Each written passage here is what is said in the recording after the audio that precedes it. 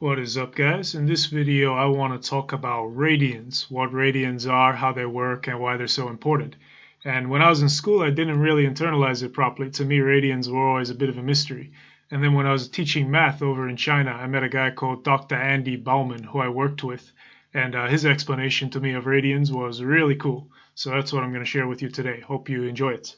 Okay, so first of all, radians, just like degrees, measure angles. They measure how far along out of a total of 360 degrees, or in this case 2 pi radians, have we gone.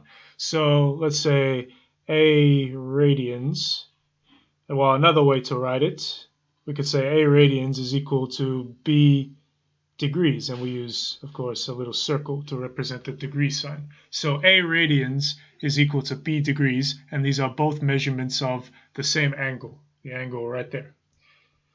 Well, there are 360 degrees in what we call a circle. What we mean by that is if you've gone around in a complete circle, we say that you have traveled at an angle of 360 degrees. That's if you go counterclockwise.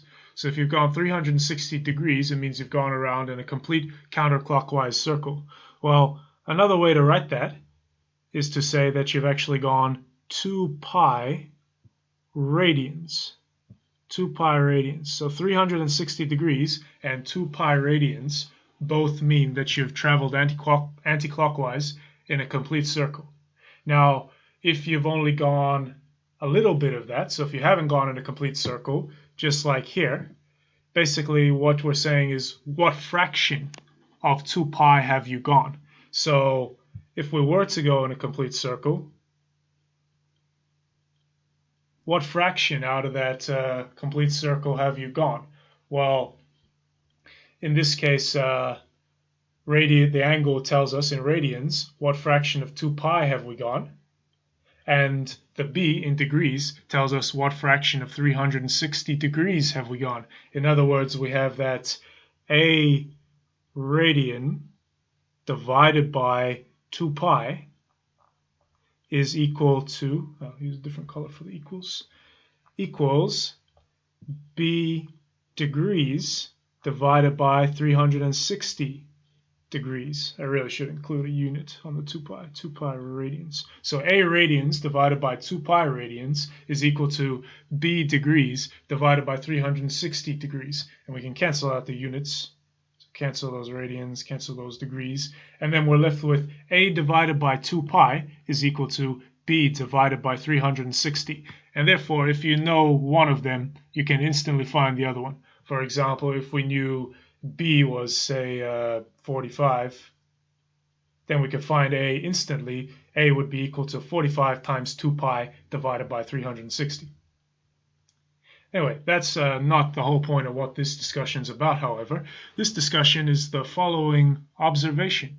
Well, we've known how to calculate the circumference of a circle of radius r for quite a long time now. I think maybe Archimedes was the first guy to suggest some kind of formula.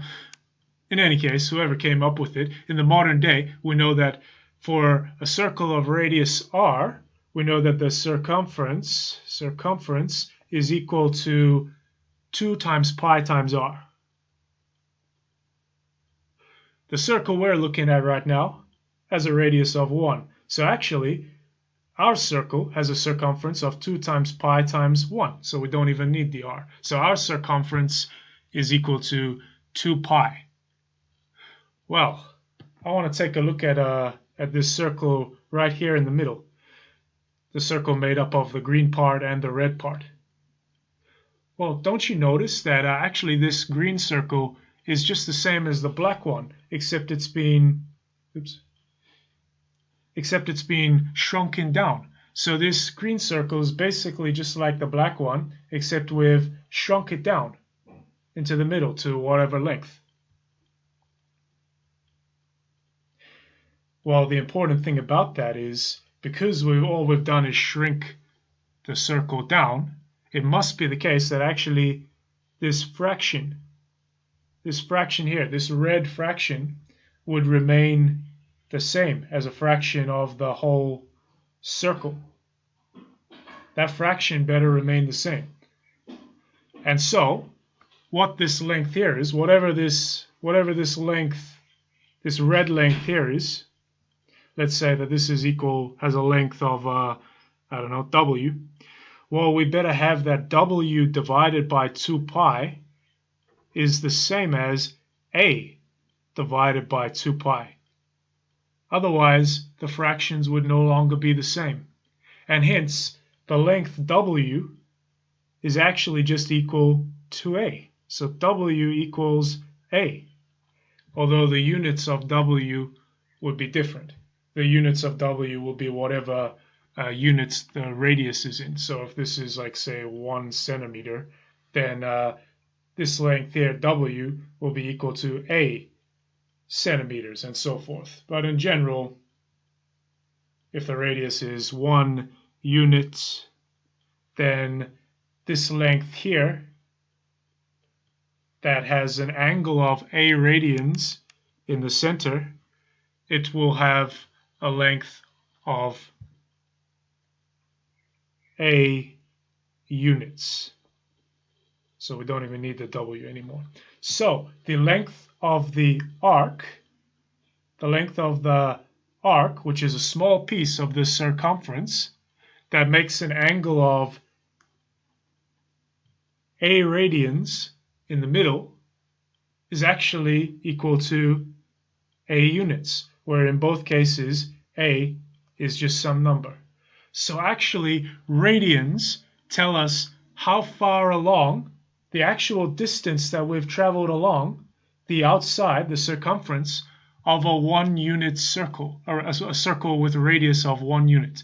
So that is actually what these radians tell us. And that's why there are 2 pi radians in a circle. Because if you go around the outside of a circle, if you go completely around the outside of a circle that has radius of 1 unit, then you have actually traveled 2 pi units.